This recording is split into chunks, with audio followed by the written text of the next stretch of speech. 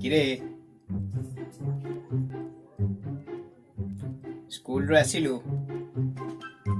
ଆଉ ଆଜି କଣ ପଢା ହେଲା? ଭାଇ ଆଜି ଅଳିଆ ଆବର୍ଜନା ବିଷୟରେ ପଢା ହେଲା। ଆଚ୍ଛା ଆଚ୍ଛା କହିଲୁ ଅଳିଆ କାହାକୁ କହନ୍ତି?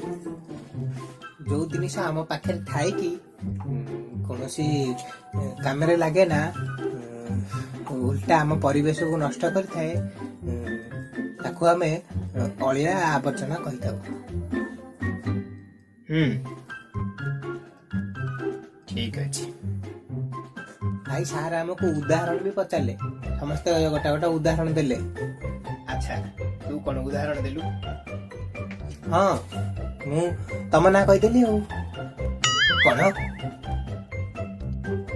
ହଁ ଭାଇ, ତମେ ବି ତ ଘରେ ରହୁଛ ନା, ହେଲେ ତମେ କଣ କୋଉ କାମ କରୁଛ କି? ତମେ ବା କୋଉ କାମକୁ ନୁହଁ, ସେଇଥିପାଇଁ ମୁଁ ତମ ନାଁ କହିଦେଲି।